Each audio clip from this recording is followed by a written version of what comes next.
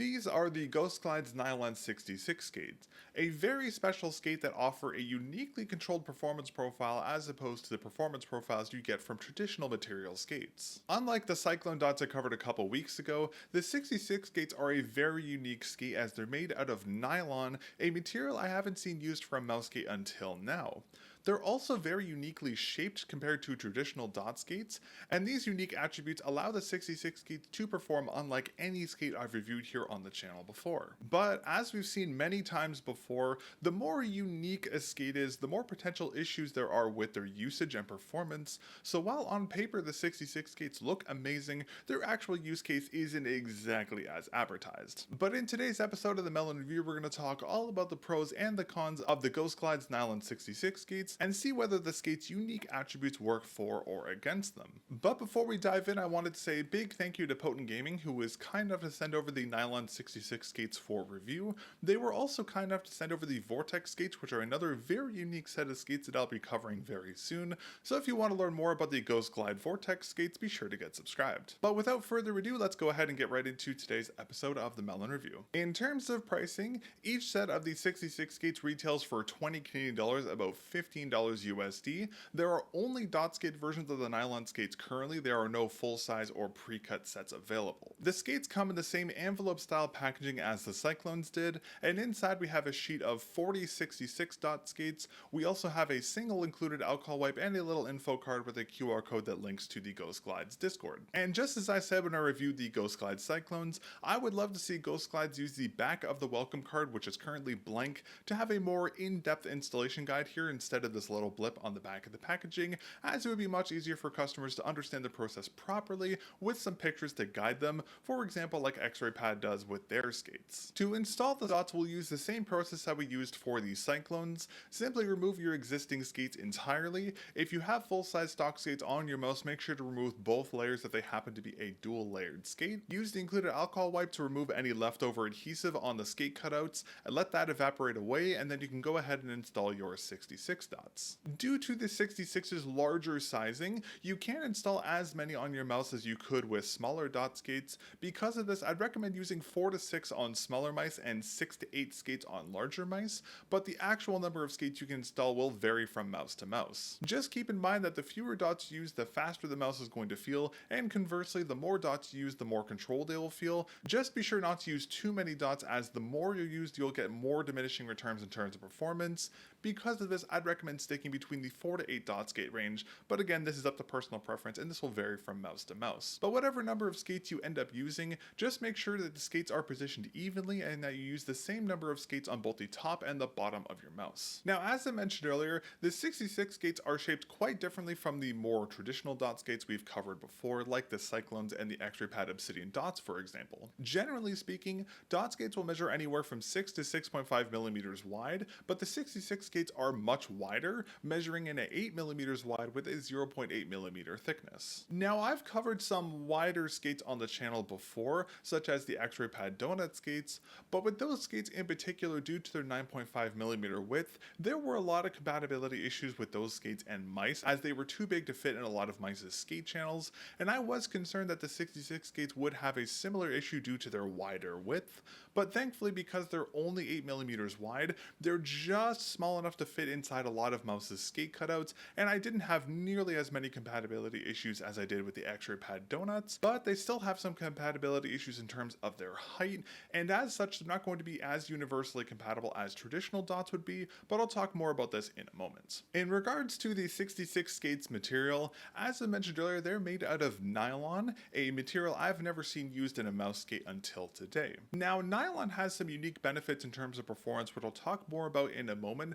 but it also has some very unique benefits in terms of durability. Nylon itself is a very strong and durable material, which is naturally resistant to warping and creaking as well as general wear and tear, which makes them perfect for a mouse skate use case. Another benefit of nylon is that it's completely hydrophobic, same as PTFE, so the 66 skates are immune to moisture and their performance won't be affected by higher humidity environments. From my testing, using the 66 skates on a variety of both hard and soft pads, the 66 skates seem to be as durable as hard hardened PTFE or UHWMPE material skates, but this is based off a very short testing window, so there may be more of a difference in the 66's durability long term, but of course this will vary from use case to use case. Now, aside from the 66's unique skate material, another unique aspect about them that sets them apart from other dot skates is their wider shaping, so let's talk about that next. Due to their 8mm width and 0.8mm thickness, the 66 skates are shaped in a wider, thinner circular shape,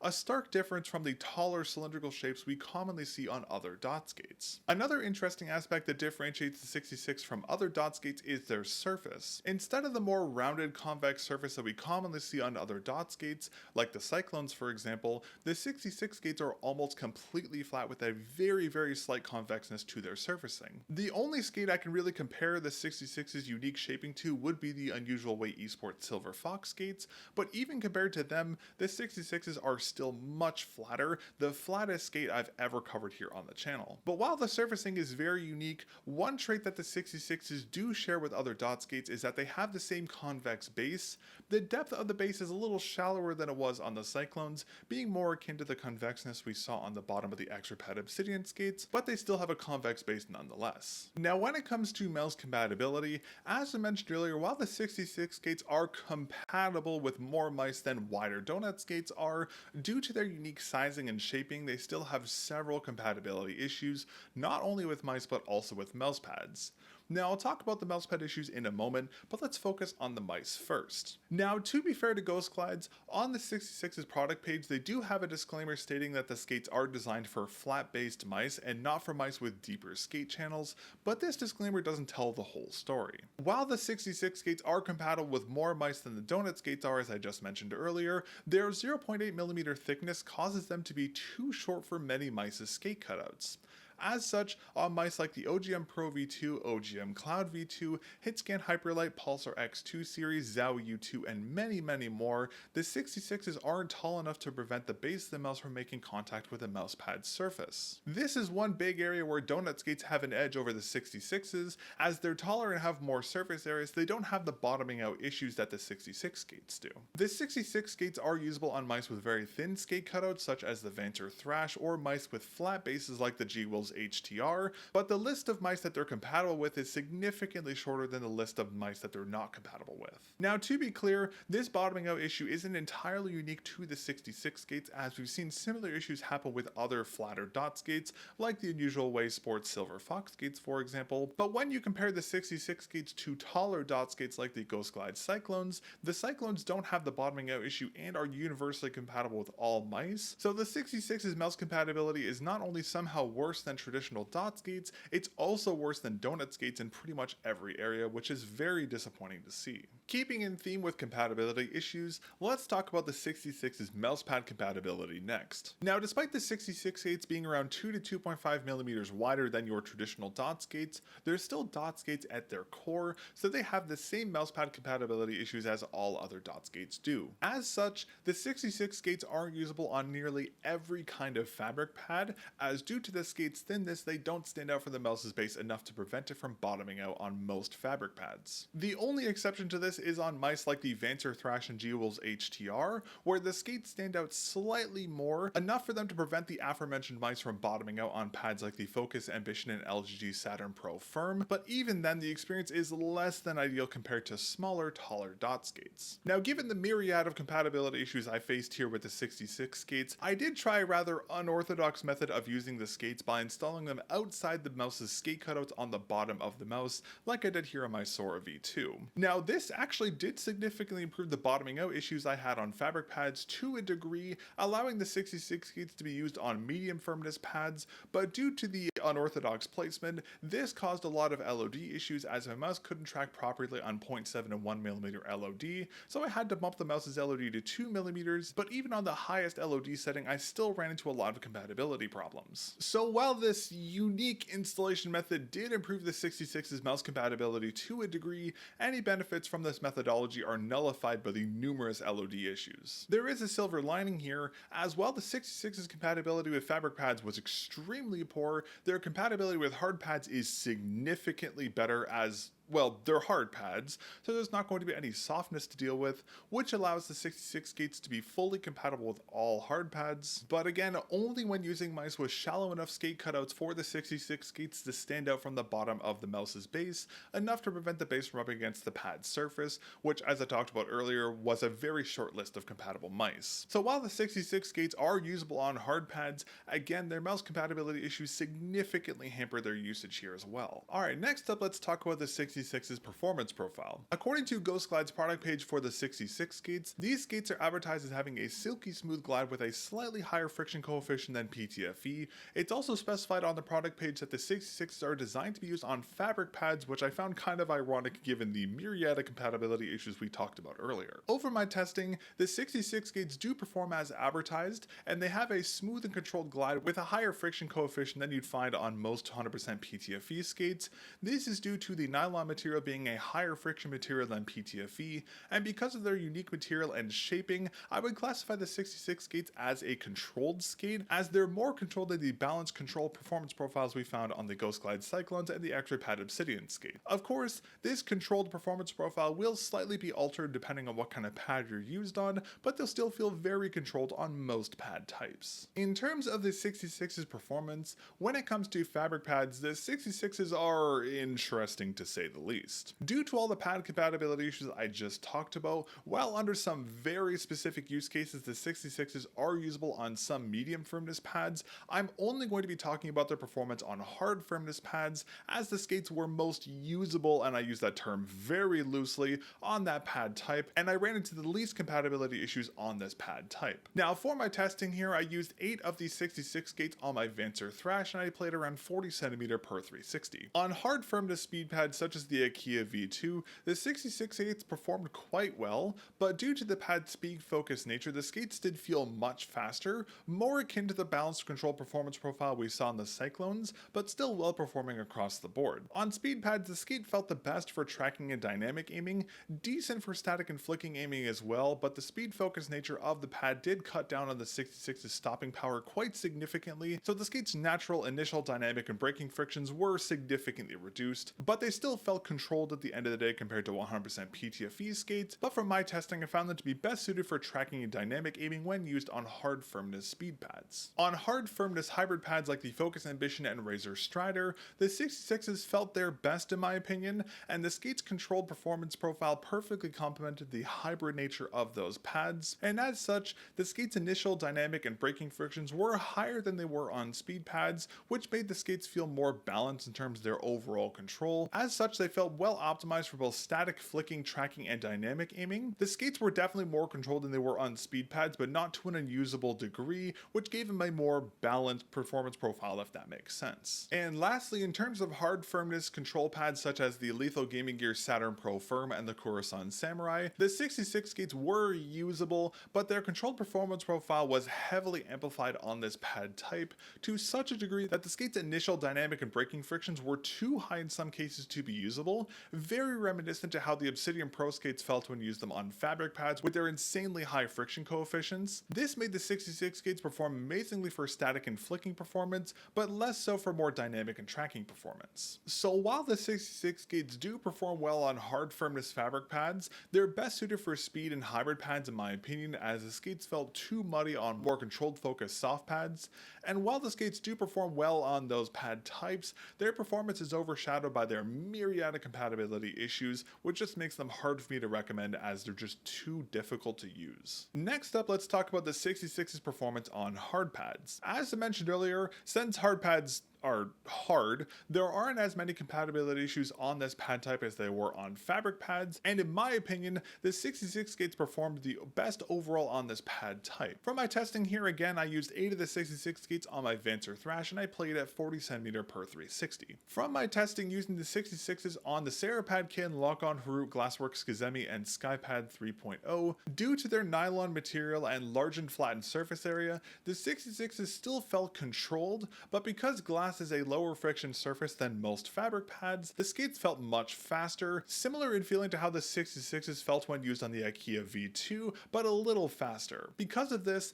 the 66's controlled performance profile was changed to more of a balanced performance profile when they're used on glass, but again, this will vary depending on the glass pad type you're using, as some of them are faster and some of them are slower. From my testing, I found the 66 skates when they're used on hard pads to be best for dynamic and tracking aiming. They are usable for static and flicking to an extent, but again, the lack of friction and the lack of control and stopping power you get from the skates when you use them on a hard pad does heavily reduce their usability for this exact scenario. Maybe on some sensitivity ranges it would be usable, but from my personal testing at 40 cm, they felt best for more dynamic tracking aiming. So while the skates do perform surprisingly well on glass, they do have some drawbacks still. While the nylon material gives the skates fantastic durability and a high resistance to wear, the harder material and the slightly shallow convex base makes the skates quite loud. So just like the Cyclone dots, while the 66 skates performed well on glass, the high degree of audio feedback does heavily impact their usage compared to more hard pad optimized skates like the Extra Pad Air series skates. Alright, and last let's talk about reusability. The 66 skates appear to be using the same adhesive type that GHOSTGLIDES used on the Cyclones,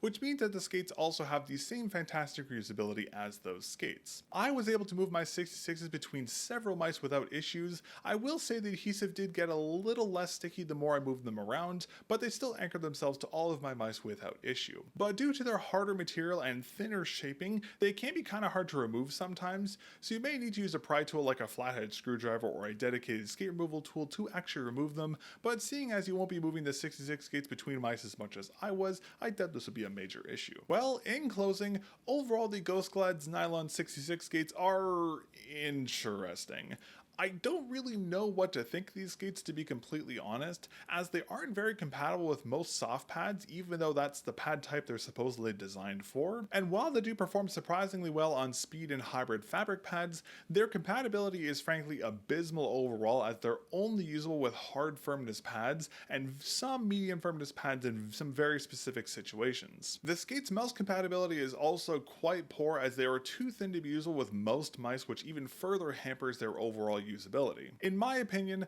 the 66's saving grace is their hard pad performance, which is fantastic, but again, it's a gray area as GHOSTGLIDES isn't advertising the 66 skates as being usable with hard pads. So while the 66 skates are a decently performing skate under some very specific circumstances, they're just incompatible with too many mice and too many mouse pads for me to recommend them, as you can get other skates that have similar performance profiles to the 66 dots that will have not only better mouse and mousepad compatibility, but also better performance. Now, this isn't to say that I don't like the idea of a nylon skate. I actually love this idea, and I have to give props to GHOSTGLIDES who are making a skate like this, but they do need some tweaking in my opinion. If GHOSTGLIDES wanted to make these skates more optimized for softer pads, they should make the skates taller, maybe around 1 millimeter thick, so they can be used on both soft and medium firmness pads. This would also significantly help address the skate channel depth issue as well. Of course, they would have to tell users to up their LOD to around 2 millimeters, as they'd be too tall to be compatible with 0.7 or 1 millimeter LODs,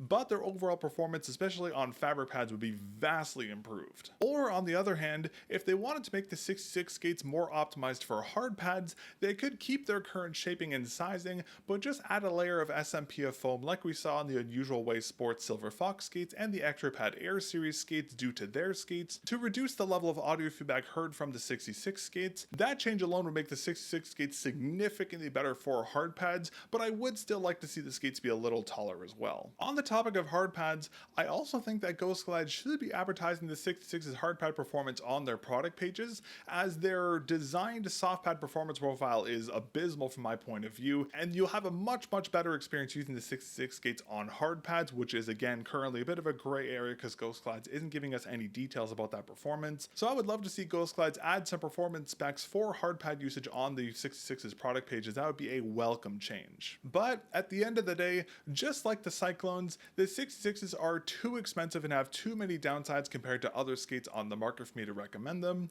Hopefully we'll see GHOSTGLIDES tweak the 66's design so they'll be more usable in the future, but we'll have to wait and see what happens. But that's going to be everything for this episode of the mel0n Review. Thank you very much again to Potent Gaming for sending over the GHOSTGLIDES 66s for review. I greatly appreciate it. As I mentioned earlier, they also sent over the Vortex skates, which I will be covering very soon. So if you want to learn more about GHOSTGLIDES' most unique skate, be sure to get get subscribed so you don't miss that video. Big thank you to our channel members, Yuki89 Prince, It Was Luck, Lunaris, Mark World, and everyone else. Our channel members is what makes what I do here on the channel possible, so thank you very much for your support. If you'd like to become a member here and support what I'm doing here on the channel with the in-depth reviews and of course the Teardown project, you can become a member here for only $2 Canadian a month. This is one of the best ways to directly support the channel, and again, members make what I do here possible, so thank you very much in advance for your support. Alternatively, you can also support the channel by using code mel0n with a 0 over at Lethal Gaming Gear, Potent Gaming Gear, Mech Keys, TJ Exclusives, and a couple other retailers to save yourself some money off your orders and help directly support the channel. Thanks again for watching my review of the GHOSTGLIDES Nylon66 skates, and I'll catch you all in the next episode of the mel0n Review.